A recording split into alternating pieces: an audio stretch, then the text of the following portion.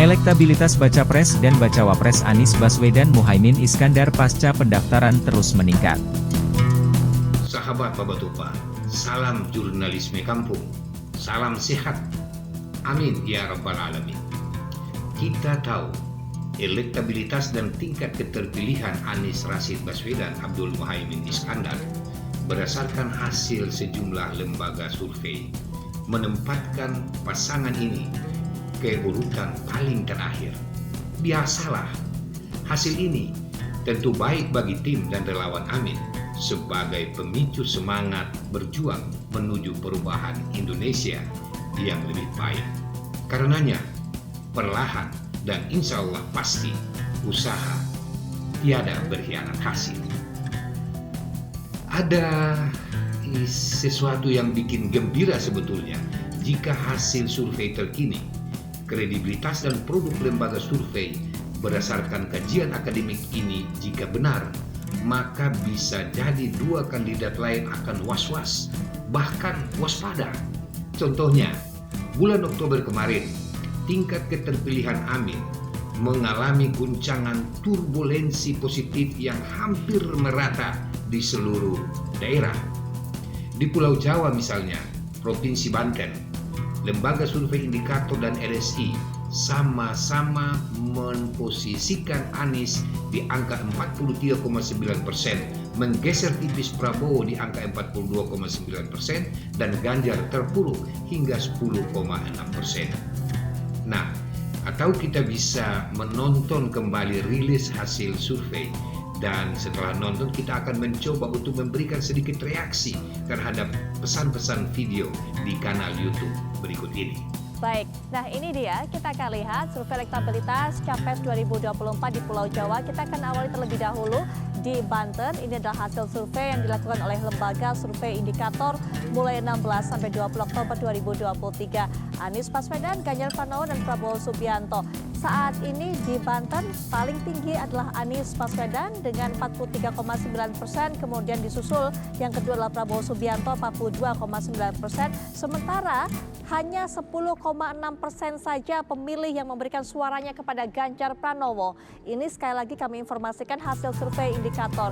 Bagaimana kemudian dengan kita akan bergerak dari Banten ke DKI Jakarta? Di ibu kota, Anies Baswedan cukup dominan bahkan sampai 51,5%.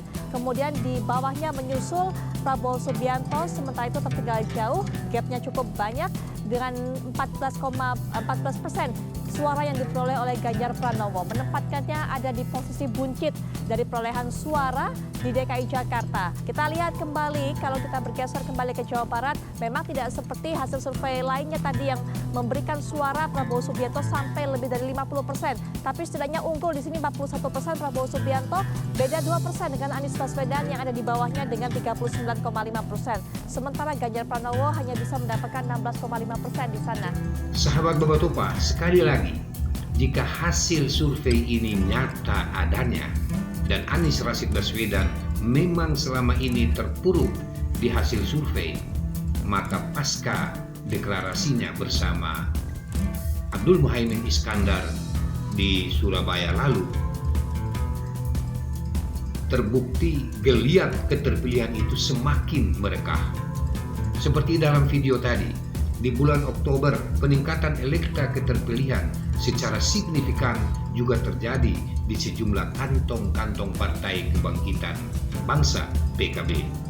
Di DKI Jakarta misalnya, Amin bertengger di persentase 51,5% dan urutan kedua ditempati Prabowo Subianto 33,5% dan Ganjar masih mendegradasi hingga ke 14,0%.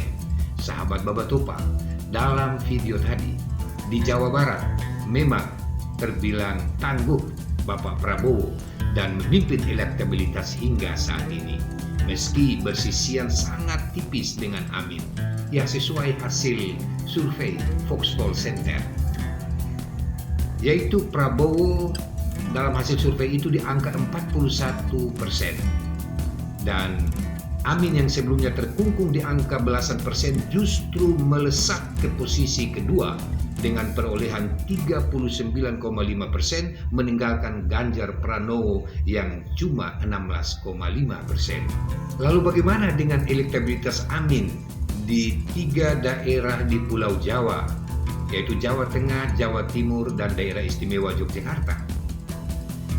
Vonis lembaga survei, Amin memang masih jauh dari harapan. Prabowo dengan Gerindranya, Ganjar dengan PDIP-nya bersaing cukup seru dan memimpin elekta di 3 provinsi itu. Bahkan Transparansi Indonesia Timur di awal November kemarin mengklaim Prabowo mengoleksi kemenangan 30% di Pulau Jawa. Sementara Amin dan Ganjar mengekor sangat rapat di skor 30 dan 31%. Lalu siapakah pemenang Pilpres? Tunggu tanggal mainnya. Sahabat Bapak Topa, ada pendapat di kalangan masyarakat bahwa pasangan calon presiden dan calon wakil presiden yang menang di Pulau Jawa otomatis sebagai pemenang Pilpres.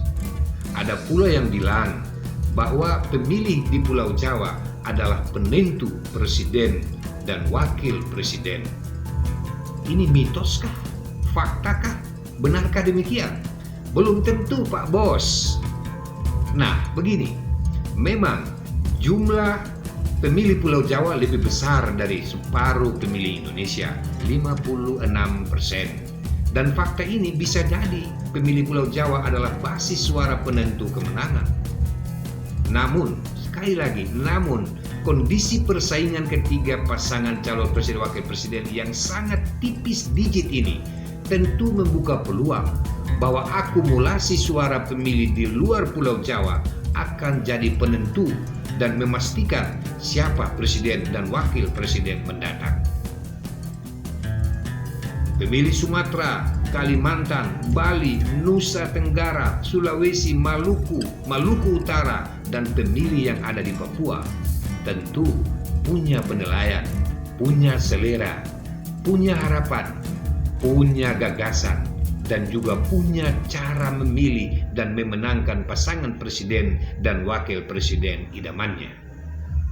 Apalagi elektabilitas Anies Muhaimin yang terus bergerak naik secara signifikan di Sumatera, Kalimantan, Sulawesi, hingga Papua tentu menjadi sesuatu yang mempesona bagi Amin dan relawannya, termasuk harapan jutaan masyarakat dan pejuang perubahan Indonesia yang lebih baik.